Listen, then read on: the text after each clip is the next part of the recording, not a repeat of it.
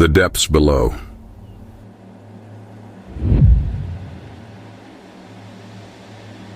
The air inside the submarine was heavy with a sense of foreboding anticipation, the flickering lights painting a spectral image on the cold metallic interior. The vessel, like a curious explorer from a forgotten era, was daring to tread where light had never pierced, the abyssal recesses of the Mariana Trench. Dr. Amelia Hart, a woman of considerable intellect and indomitable spirit, strained her eyes through the thick submarine glass. As a renowned marine biologist, she had been enthralled by the mysteries of the oceanic world since childhood, her obsession giving birth to countless papers and scientific breakthroughs. Yet today's discovery would eclipse them all. In the ghostly glow of the submarine searchlights, a figure moved with an unsettling grace, a creature of no earthly familiarity. It was covered with a bioluminescent carapace that shimmered like the stars in a clear, moonless sky.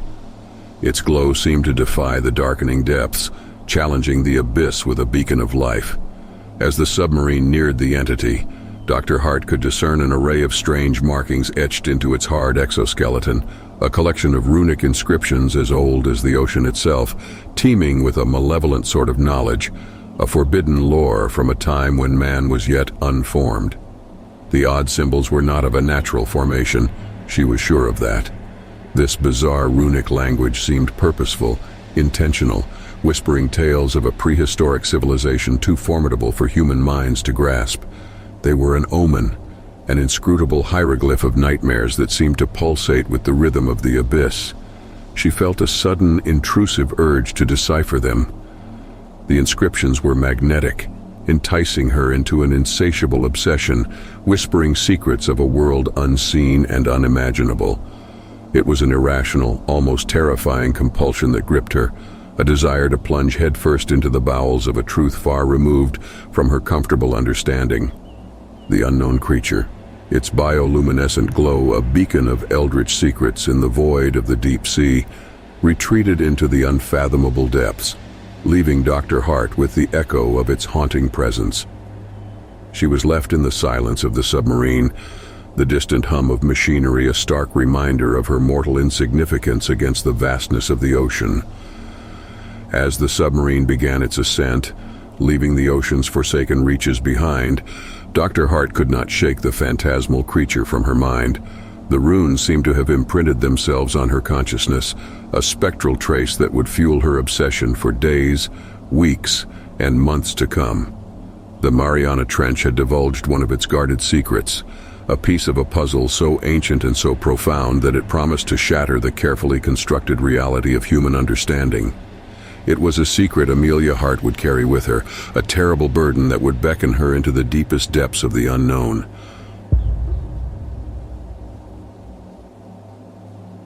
The serpentine path to arcane wisdom found Dr. Hart in the labyrinthine corridors of Miskatonic University, her pursuit of the runic enigma leading her to its ancient archives. Here, amidst the dust of forgotten knowledge, was housed an extensive repository of ancient, oft-cursed texts, the kind only a handful dared to study. Her determined search bore fruit in the form of an archaic tome, its leather-bound cover worn and faded with the weight of centuries. Its title, etched in gold, proclaimed it to be the Chronicle of the Abyss. The sight of it filled Dr. Hart with an eerie anticipation, its palpable aura of dark knowledge echoing the spectral call of the bioluminescent creature. As she delved into the voluminous text, she was greeted with tales that defied the confines of reality. It told of an advanced civilization, eons older than mankind, dwelling in the inky abyss of the ocean, their radiant cities gleaming in the crushing depths. The tome painted vivid imagery of these bioluminescent entities, their form not too dissimilar to the creature she had encountered. The deeper she ventured into the book, the more her dreams began to weave a terrifying tapestry of phantasmal cities inhabited by those luminescent beings. She saw herself wandering through those grand corridors and towering spires, the radiant glow casting otherworldly shadows that danced in rhythm with the deep ocean currents. The visions were so vivid, so intensely real, that she could almost taste the salt of the alien sea on her lips. Amidst her increasingly chaotic dreams, one vision recurred with disturbing regularity. A colossal entity, a monolithic figure radiating an intense light, rested in an impossibly large cavern beneath the city. The Light Bearer, the tome named it, a guardian and guide to the abyssal inhabitants. The sight of it filled her dreams with an overwhelming dread, its silent, dormant form a testament to a power that could warp the very fabric of reality. Despite the toll these visions began to take on her waking hours, they also provided a strange sense of clarity. The book, combined with her nightmares, offered her glimpses of the runic language that had seized her mind. The alien inscriptions slowly began to take shape, forming words, sentences, and eventually, passages from an age-old dialect. The tome whispered the untold horrors and wonders of the abyss, its words wrapping around her sanity like serpents. Yet Dr. Hart found herself embracing the looming madness, using it as a key to unlock the cryptic language that bound her to the abyss. Little did she know the unimaginable depths this knowledge would lead her into.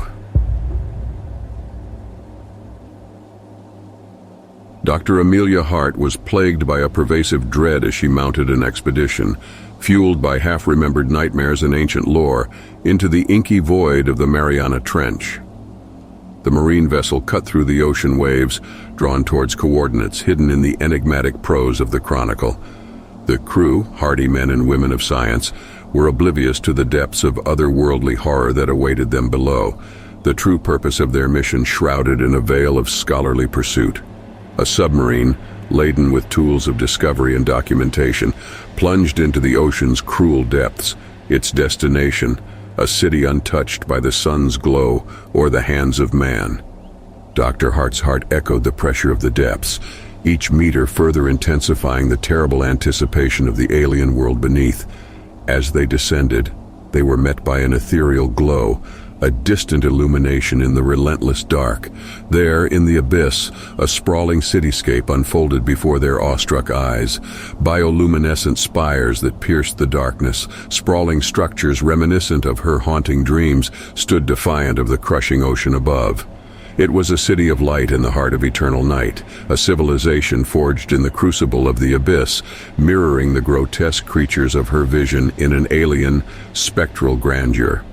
The city was eerily devoid of life, its magnificent structures glowing with an unnatural light, casting long shadows across the desolate streets and towering monoliths. Yet, in its vacant silence, it hummed with a strange energy, an omnipresent watchfulness that prickled the skin and chilled the bone. The city was an enigma, an architecture born not of human hands, but something else, something older, something impossibly foreign. Every detail of the alien metropolis reflected the depictions from the Elder Tome, and the creature from the depths, a reality mirrored in dreams and prophetic writings, now terribly alive in front of their disbelieving eyes. As they traversed the silent city, dread and awe intermingled within the explorers. They were invaders in a realm untouched by human existence. Dr. Hart could feel the pressure building, and not just of the ocean above, but of the awakening dread, the sleeping behemoth of her dreams that lay dormant beneath the city of lights. Amidst the awe-inspiring horror, Dr. Hart found a perverse comfort. She had crossed the veil of reality, ventured into an alien world guided by prophetic nightmares and ancient lore. The city, in all its grotesque glory, provided proof of her sanity, even as it threatened to shatter it. The nightmares were real, the visions true. But the city was just the precursor to a far more terrifying revelation, one that slumbered in the heart of the abyss, waiting for their trespass to awaken.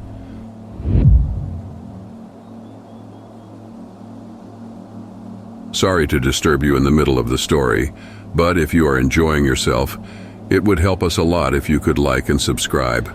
Thank you very much.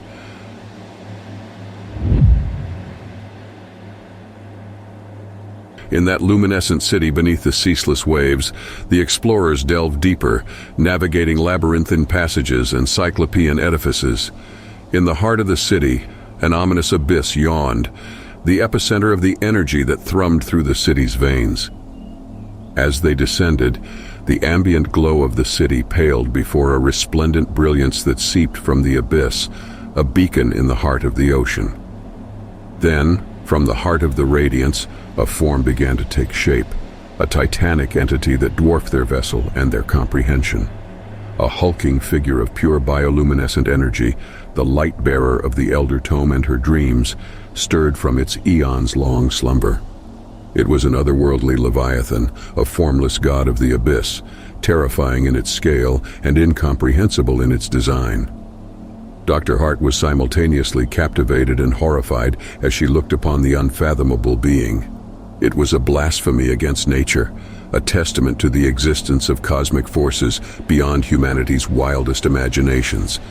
She felt her mind teeter on the precipice of insanity, confronted with an entity that defied all known laws of biology and physics. As the light-bearer stirred, the world above began to convulse.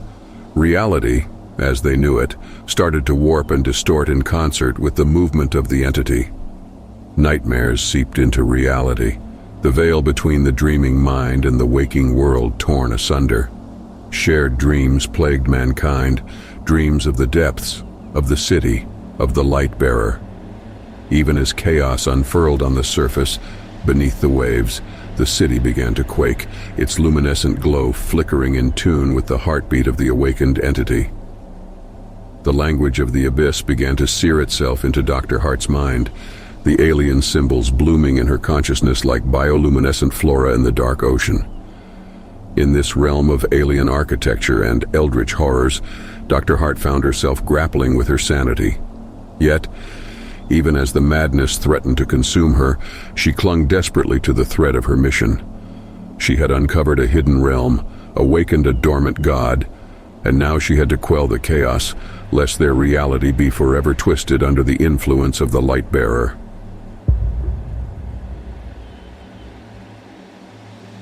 The alien script was now seared into Dr. Amelia Hart's consciousness, an intricate dance of symbols that twisted the laws of linguistics and channeled the arcane might of the abyss.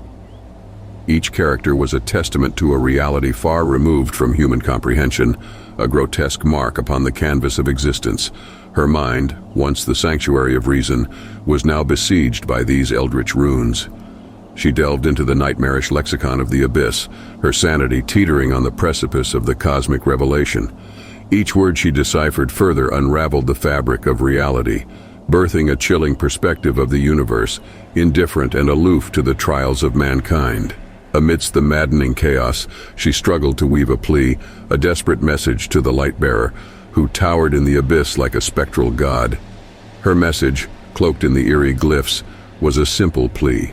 It echoed the collective will of humanity, a desperate cry for mercy from the edge of oblivion. As she encoded her message, she wrestled with the ancient language, fraught with a sense of impending doom. Her plea was a candle in a cosmic storm, a fragile hope against the unfathomable might of the entity. With her plea crafted, she unleashed it into the void, the strange symbols illuminating the surrounding abyss. The language of the depths was alive, pulsating with an energy that permeated the vast city, converging onto the colossal form of the light-bearer. The entity stirred, its luminescent form rippling as if responding to the message.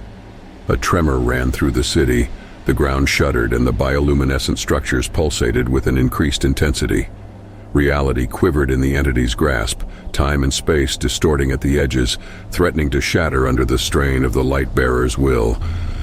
Dr. Hart's plea hung in the balance, a final plea in the face of unimaginable cosmic power.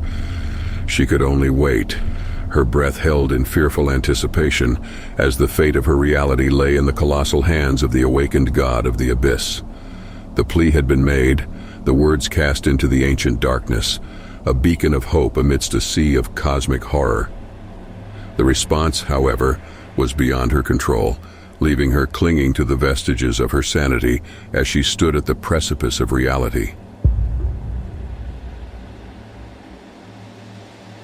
There was a silence then, a breathless pause in the fabric of the cosmos where the entity stood sentinel over the abyss. Its bioluminescent glow filled the underwater city, a beacon of terrifying grandeur that marked the border between the known and the incomprehensible. And then, a blinding flash of light enveloped Dr. Hart, followed by an oppressive stillness. When she opened her eyes, she was back on the deck of her research vessel. The deep ocean was still beneath her, dark and impenetrable, devoid of the glowing specter of the alien city. There was no sign of the bioluminescent entities or their colossal sentinel, no trace of the enigmatic runic carvings. The vessel was drifting idly, reality seemingly intact, the world above unperturbed by the eldritch horrors that lay beneath. Yet, the visions lingered. The lost city, with its eerie bioluminescent glow and its grotesque inhabitants, was etched indelibly in her mind, an undeniable testament to her journey to the brink of sanity. The creature, the tome, the city, and the entity all resonated within her, a symphony of otherworldly horror that shook the foundations of her understanding. Dr. Hart was left to grapple with the impossibility of her ordeal, her mind a battleground between the rational and the supernatural. The cryptic runic language, now a part of her, whispered incessantly, a reminder of her cosmic communion with the light-bearer. And so, as she gazed into the indifferent void of the abyss, she was left with an insurmountable question.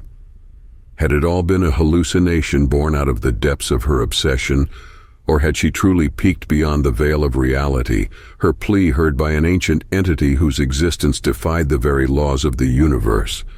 Either way, the aftermath of her ordeal echoed the inherent insignificance of human comprehension before the grandeur of cosmic reality.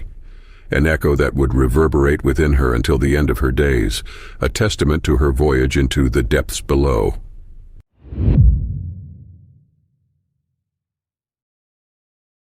We hope you enjoyed this horror story. Consider liking and subscribing to support our creators. Thank you.